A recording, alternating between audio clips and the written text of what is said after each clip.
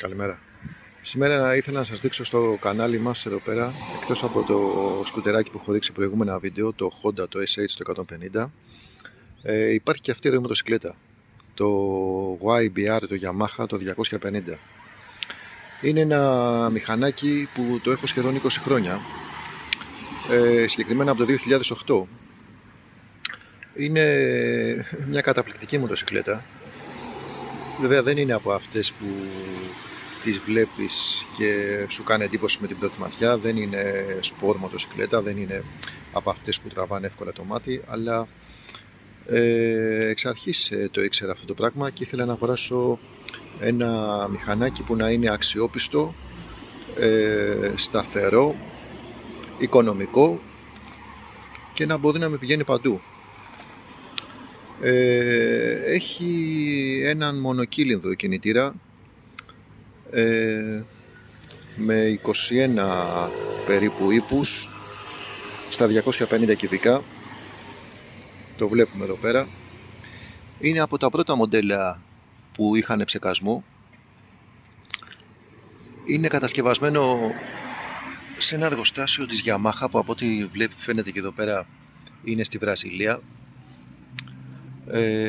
Παραμένει σε πάρα πολύ καλή κατάσταση. Η ποιότητά της ήταν καταπληκτική και ακόμα και σήμερα βλέπω ότι η ποιότητα της βαφής, τα μεταλλικά της στοιχεία, τα νίκελ, τα όργανα, ο προβολέας βρίσκονται σε καταπληκτική κατάσταση. Η εξάτμιση, κοιτάξτε εδώ πέρα, το χρώμιο είναι σε σχεδόν τέλεια κατάσταση. Η μηχανή δεν έχει πειραχτεί καθόλου.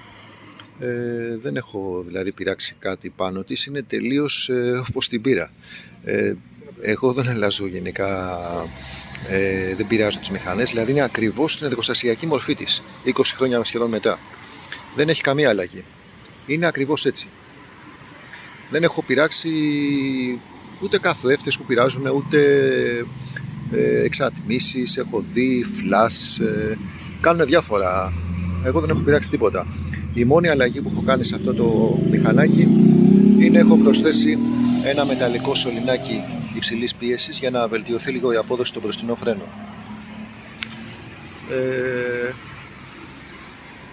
Λοιπόν, γενικά τώρα μια σου πάει για τα φρένα. Έχει ένα μεγάλο δισκόφρενο εδώ μπροστά. Στο πίσω μέρος, αυτό ήταν λίγο ένα μελανό σημείο, έχει ακόμα ταμπούρο, δεν έχει δισκόφρενο.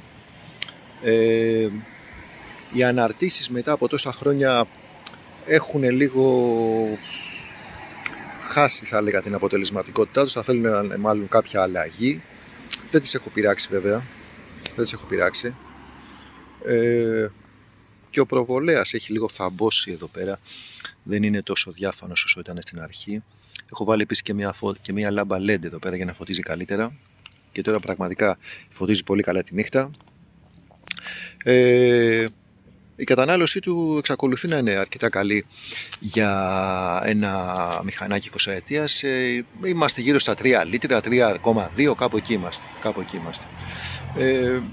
Βλέπετε εδώ πέρα και τα εξαρτήματα, είναι σε πάρα πολύ καλή κατάσταση. Την καθαρίζω τακτικά. Γενικά δεν την αφήνω παραμελημένη. Κυκλοφορώ βέβαια πιο πολύ με το σκούτερ. Εδώ βλέπετε και τα οργανάκια. Βλέπετε εδώ πέρα έχουμε τα κλασικά όργανα, αυτά που μας έχουν λείψει τη σημερινή εποχή. Αναλογικά όργανα, βελόνες, αυτά που μας αρέσουν, όχι αυτά τα τετράγωνα εδώ πέρα, τα ταμπλό, τα τάμπλετ που βάζουν πλέον στις μοτοσυκλέτες. Είμαστε γύρω στις 60.000 χιλιόμετρα και αν όλα πάνε καλά θα φτάσουμε και τις 100.000 χιλιόμετρα σε λίγο, σε κάποια χρόνια. Θυμάμαι όταν είχα πάει να αγοράσω το SH, ήθελα να κάνω ανταλλαγή. Δηλαδή έλεγα τότε να πάω να τη δώσω αυτήν και να πάρω μια καινούργια, να μου κόψουν από το SH. Αλλά θυμάμαι την αγοράζανε για μια εξευτελιστική τιμή, για ένα κομμάτι ψωμί, και δεν την έδωσα και λέω όχι, δεν θα τη δώσω με τόσο λίγα λεφτά, ας πούμε. Δηλαδή ήταν ένα ποσό όσο κάνει, ας πούμε, ένα κινητό τηλέφωνο.